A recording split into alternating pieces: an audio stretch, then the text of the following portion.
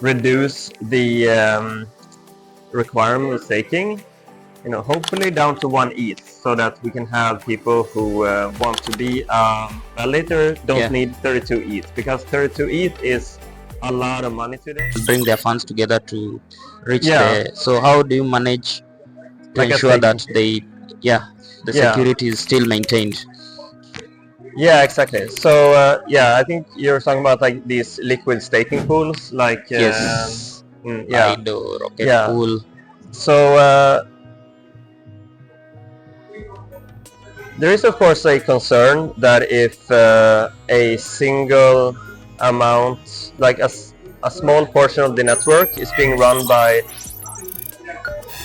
a large portion of the network is being run by a small amount of people. Yeah, sure. Because then they could potentially collude, and that could have security concerns. But yeah, there is work trying to reduce the requirement of staking, hopefully down to 1 ETH, so that we can have people who want to be validator don't need 32 ETH, because 32 ETH is a lot of money today. Yeah, it's much. It's very even 1 ETH is a lot of money. So, but at least lowering it to 1 ETH, hopefully it will allow more people to help out with securing the network. Yeah, and even it will be like the ethos of decentralization. Exactly. So many nodes will be.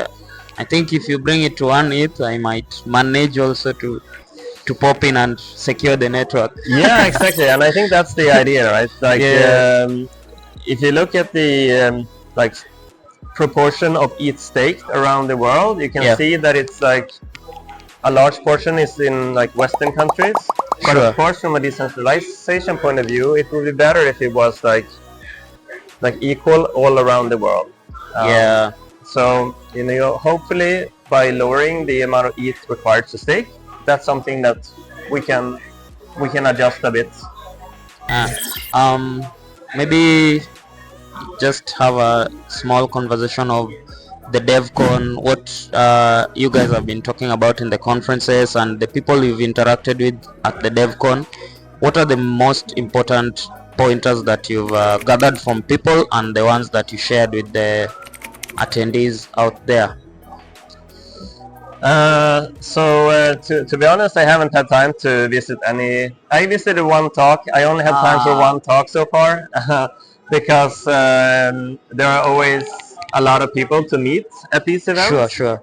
Because what I love about DevCon is that there are so many people from different organizations and so forth coming together, and then you can just meet 10 people a day basically, that you normally speak with maybe on the internet.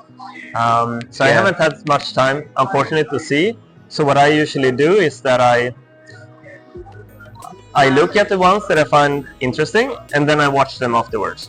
Like, you have a stream that you can look at it. So next week when I'm back, I will be looking through my list of interesting talks. I think speaking with people, maybe one of the key points that I take away is that a lot of the DeFi projects, they think about their security. Like, they think about, if you imagine like a city where the different buildings are DeFi projects or just regular dApps, then they look to make sure that their house is secure, which is good. It's important, of course. Yeah. But maybe they don't really think about like the ground under them. Like, they don't maybe think about the protocol security part of it. And maybe that should be part of their like risk assessment. Because something could potentially go wrong with the protocol, and in that case, unfortunately, it doesn't matter how much they looked at their own.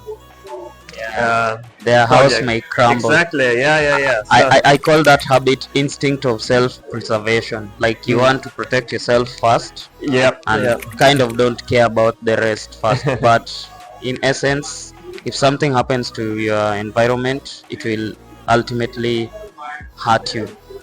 Exactly. Yeah. It will affect everyone in that case. And I think from my side, it's something that got me thinking that maybe like the protocol security team interacts very much with the client teams, the other research teams, and so forth. But maybe we need to interact a bit more with the like on a DApp layer too, like projects on the DApp layer, make them understand our what we struggle with, and we can maybe understand what they struggle with, then we can kind of collaborate a bit more. I think that's one of the big things that has come out of this for me. Yeah, and there was a host of very key contributors in the ETH ecosystem. So what should we look forward to, not just from the security protocol team, but the people that you are hosting panels with, the future of Ethereum and DeFi? So there is actually a very good project called the Protocol Guild. I don't know if you ever heard about Protocol Guild.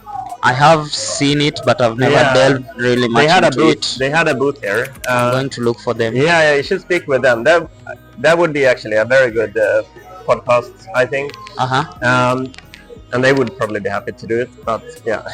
So what they do is that they have a group of 187 core developers. Wow. For the entire like Ethereum ecosystem. And what they do is that they raise funds from projects, and then all of these funds are then split between the core developers. And this is important because, you know, as a core developer, you're working like on the ground stuff, but you're not really receiving anything from like the nice houses that are being built. Yeah. But what the Protocol Guild does is that it receives some funding from these like big houses.